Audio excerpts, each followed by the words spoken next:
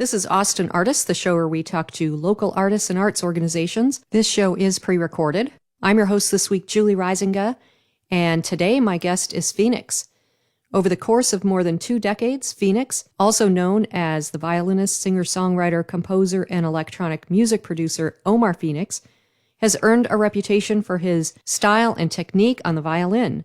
His self-taught style has made him an entertainer with a passion for stage and a technique and showmanship combining classical influence with a Latin jazz and Middle Eastern flair and a sizzling hard rock vibe. Born Omar Lopez, Phoenix was a featured soloist all over the world with the Dream Sound Orchestra from 1999 until 2001, and he also toured as a violinist and vocalist with Emmy Award-winning Spanish flamenco guitarist and composer Benice from 2009 until 2013. With his solo act and his full band, he's also opened for Latin superstar Jose Feliciano, Broadway legend Jennifer Holliday, and Pat Benatar. Recently, Phoenix has also received local recognition as a professional dog trainer, dog walker, and canine behaviorist, helping the owners of dogs of all breeds, sizes, and ages realize the best potential for their relationships with their pets.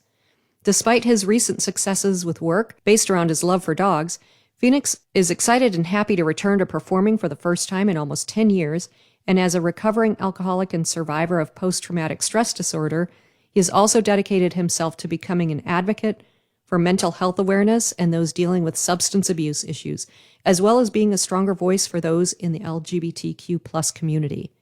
I'm going to get to that interview shortly here, but first, let's hear a song from Phoenix. This first one is Lifeline. Don't make me hold my breath. Just tell me how to pass this test. If I speak up, if I'm not bold, would you tell me that your love's gone cold? You left me on red all alone at the table. Are you being petty or just being playful? An ocean of loneliness, I am an island. I'm holding my breath till you throw me a lifeline. Lifeline, lifeline, lifeline, lifeline, lifeline. Tell me we got time, throw me a lifeline. Lifeline, won't you send me a signal and throw me a lifeline, lifeline. A friend of mine said you had me last in line, but when you're pulling me, baby, close to shore, it's ecstasy I can't ignore.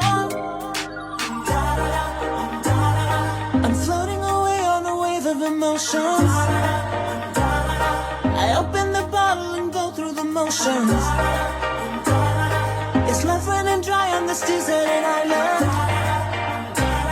I'm losing my mind, baby, throw me a lifeline.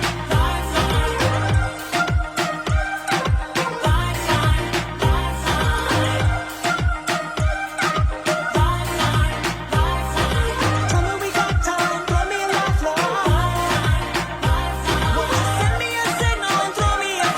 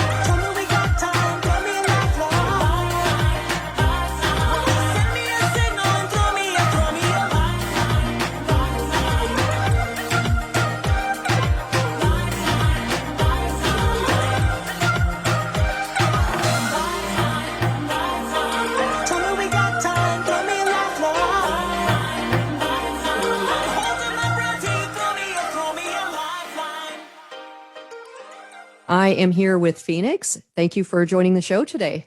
Good morning, Julie. How are you? I'm doing well. How are you? I'm great. Aside from the fact that I spilled half a cup of coffee all over the freaking counter, that's kind of how my morning started. So yours got off to a better start. Yeah, nothing spilled so far. So that's so we're in good shape there. But thank you for being here. I've been wanting to talk with you for several months. I saw you perform at Zach Scott. Oh man. Can you believe that's been almost a year? I can't. No, it's still so recent in my mind. I feel like it was 9 months. Just a couple months ago. I feel like it was just a couple months ago because it feels like yesterday because I feel like the last year has gone by faster than the year before. And which I'm not mad at. I'm not mad at that. I have a total sense of time skewing over the last 2 years because I'm still kind of in 2020. Like I think like it's hard for me to comprehend. We don't talk about her anymore. Yeah. We don't talk about her. That's so funny. So I wanted to talk to you about and start at the beginning. So were you born and raised in Austin? I was born in a West Texas town called Odessa, and I was raised in Fort Stockton for the first 2 years of my life. So I moved to Austin in 81 or 2. I was a toddler, so this is my hometown. Okay.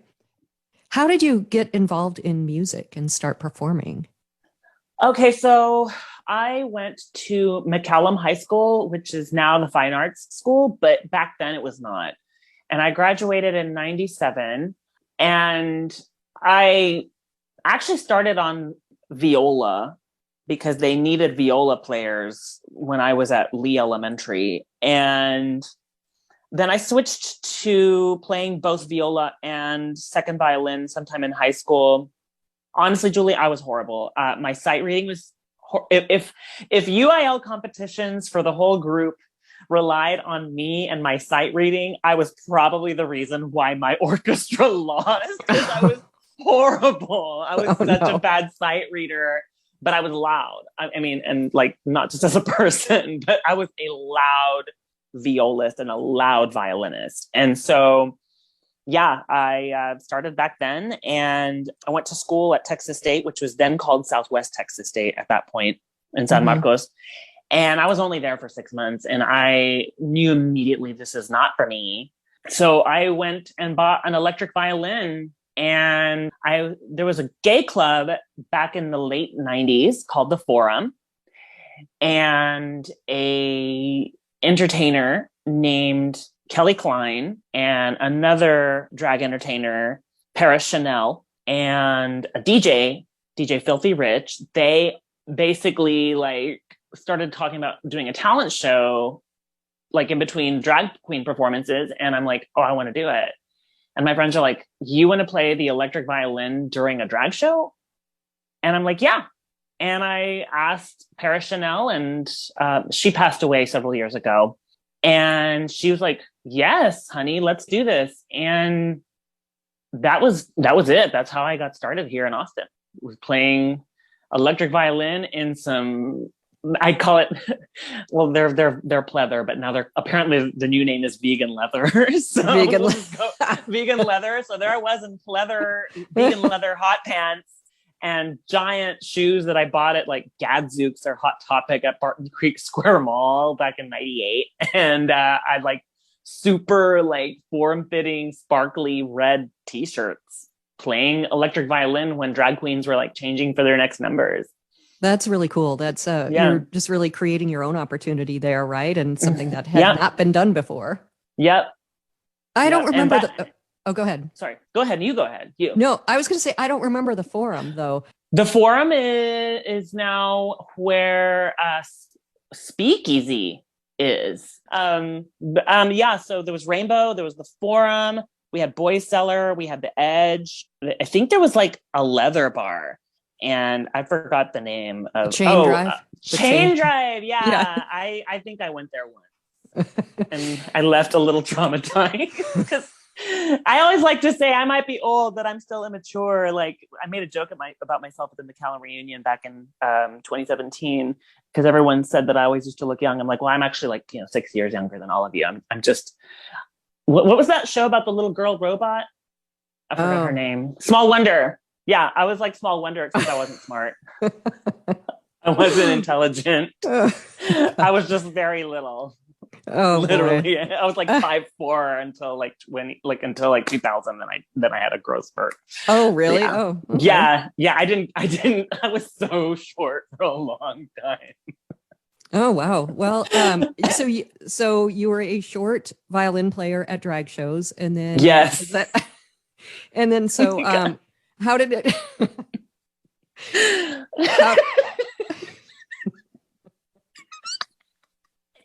I keep thinking of the Burn Fantasy Island, and I'm just like, that's all I. Oh, yeah. Like, oh my god. Oh, Tattoo. Yes, So I forgot his name. But I just kept thinking about that. So anyway, go on. Yes. Oh, that's funny. So playing the violin, then you just started getting more gigs from there, like branching out from drag shows and yeah. And I've actually been a singer longer because I did like little musical theater plays and stuff when I was like in 3rd and 4th grade, and I just never like joined choir. I was in youth choir at my church for like maybe a minute, and I was like, oh, I don't like this, because it was just really competitive, and I'm not a very competitive person.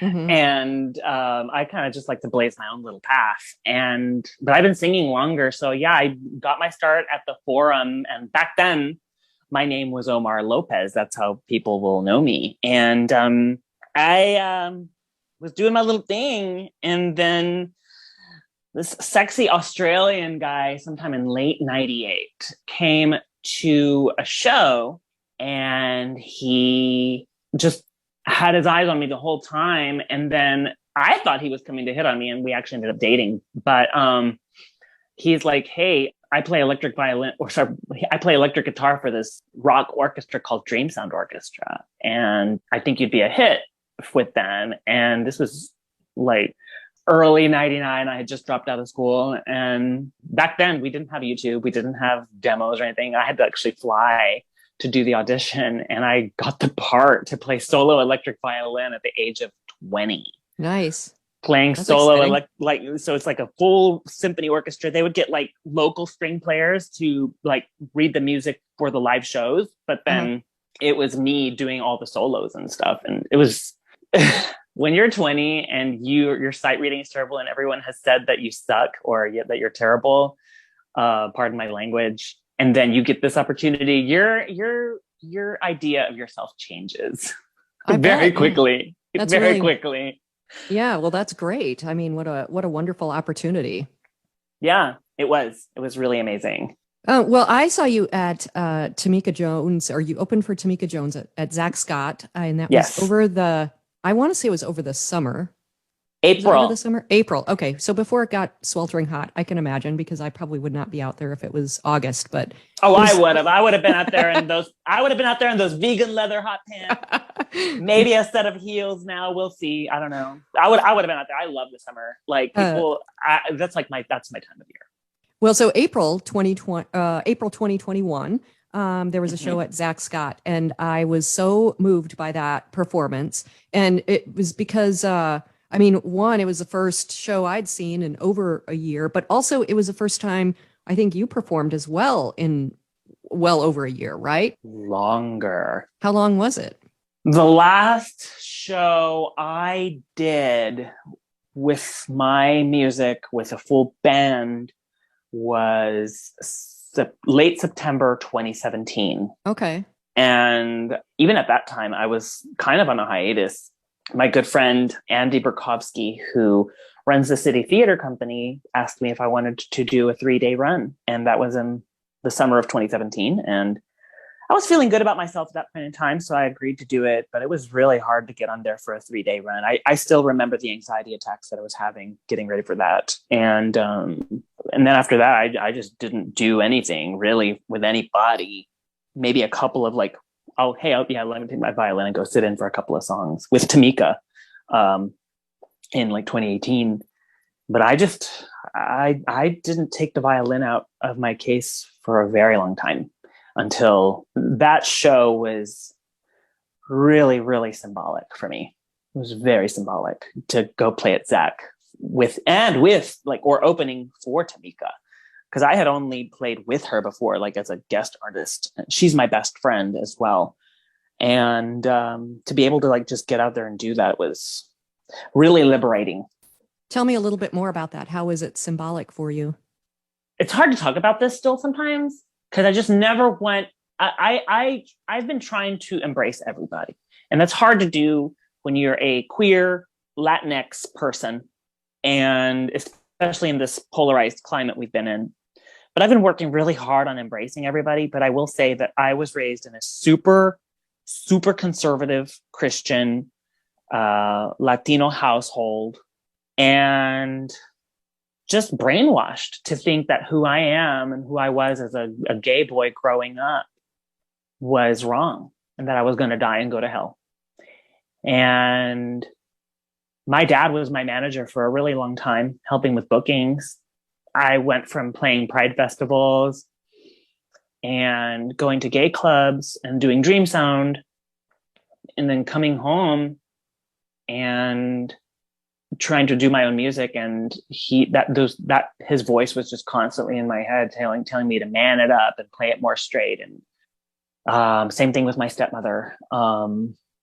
Just these voices saying that who you are is an aberration in the eyes of God. And it really, really had a negative impact on who I was. I ended up developing really horrible depression, anxiety. I became an alcoholic. I gained a lot of weight. I was clinically obese for a while. And then I lost a lot of that weight by doing a lot of exercise. But then with all those negative voices still in my head saying all these horrible things, then I became anorexic. And so I went down to like 130, 135. And it was just really, really rough years from late 2012 until right up at the beginning of last year. There was just a lot of weight fluctuation, a lot of thoughts and attempts of self-harm. And just seeing something in the mirror that nobody else saw, and to be able to finally take that stage opening for my best friend at the beginning of last year, spring, it like set me free from a lot of those voices. And I don't speak to hardly any of my family anymore, not because I hate them, but because I love myself more. And that's been such a beautiful thing to discover about myself, that I don't hate these people anymore. I just have created way more space for self-love. And I know that's been so hard for so many people. And to be able to like come out of that and see this changed person. I mean, I don't want to like be too preachy, but anyone who's struggling with this, there is always light at the end of the tunnel. All you have to do is ask for help. And I know that's really hard for some of us to do.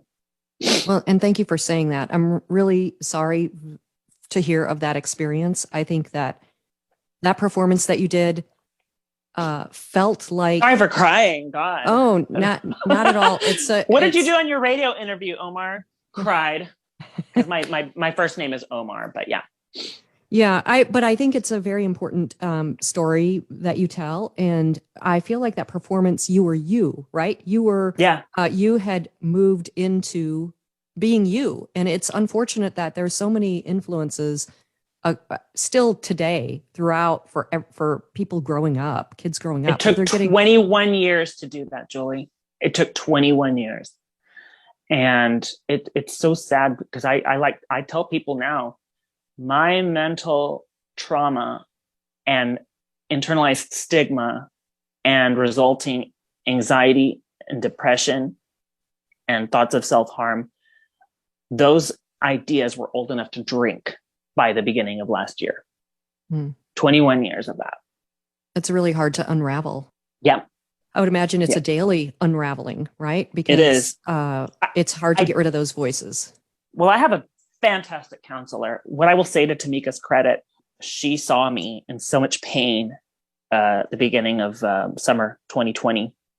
And she put out a call to arms on my behalf. And if it were not for her, I wouldn't be here right now. And she connected me with the Sims Foundation, and they got me with a fantastic counselor. And it was just wild how it was almost within the course of a month, things started happening that put me on a path to really finding that late teens, early 20s boy that disappeared into the mirror sometime. And I found them again. And without Tamika, without her army of allies, and without the Sims Foundation, I don't know if I would even be here talking to you. I'm very glad that you had that support. I'm glad for organizations like that and friends Thank like you. that. No, thank you. What is next for you in 2022? I've been working on a new EP, and it's taken a while because just for the longest time, I didn't have a lot of the resources and tools to get certain things recorded or write or compose. Mentally, it was just up and down all the time. It was like a roller coaster. Some days I would just be like way lit and ready to go and let's do this and do this. And then other times I would just sink down into the depths. But it's been an uphill ride in a good way for about a year almost. And it's put me in a place where I'm like ready to unveil a new EP and keep performing. I would love to be able to get back on the Pride circuit and do more EDM festivals. A lot of people knew me before as like a world music, like whether it was Latin music or Middle Eastern music violinist for a long time. Mm-hmm. And I worked with several bands here in Texas and even on tours doing that. But that wasn't really where my soul is. My soul is dance music, getting people on the floor and just popping it and dropping it, so to speak, because that's just what I love. I mean, I've always loved that. Okay. And I want to get people just partying and having a great time and that's what I got to do with Zach. And so a lot of my newer music is that. Some of my older music that I released as Omar Lopez or even Omar Phoenix, it was just big, epic, orchestrated, world sounding, big ballads and huge compositions. And I still have that in me, and I'll do that at a show.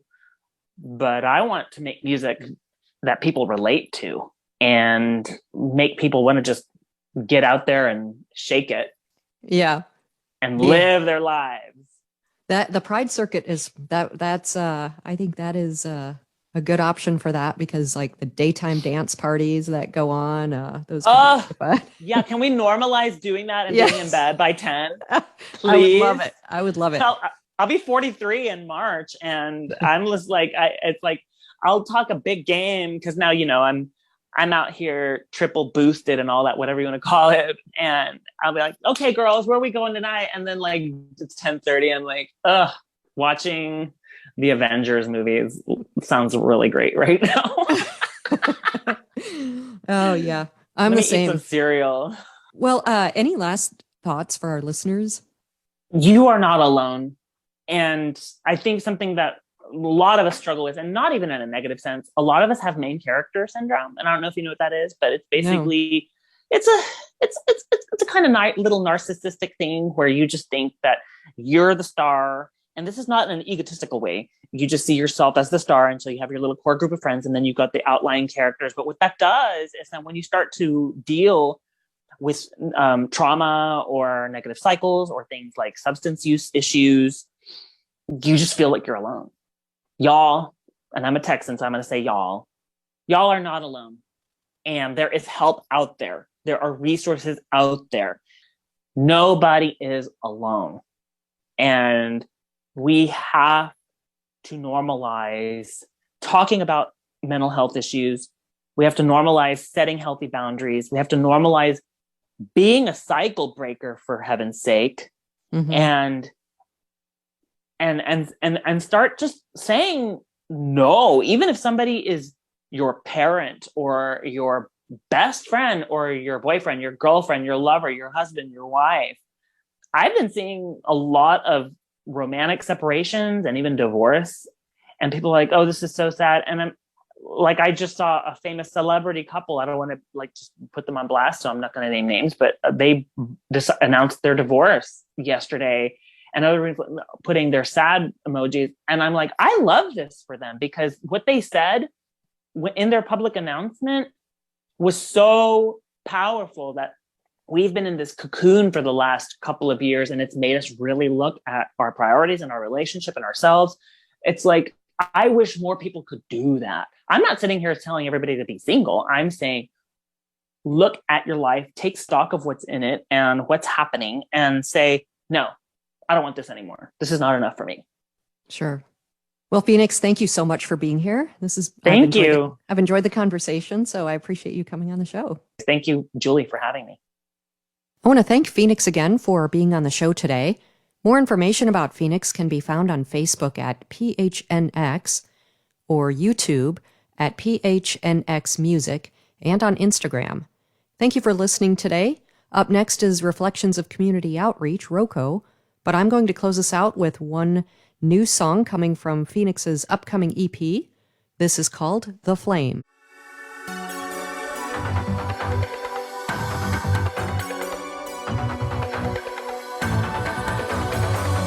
One spark in the dark, nobody can see. Two hearts torn apart, 3,000 degrees. You ripped away from my love. Now you're right here in my face, baby, that's not enough. You can make a riot, become one with the flame. Baby, I'm the only one. Don't you remember my name? Together we can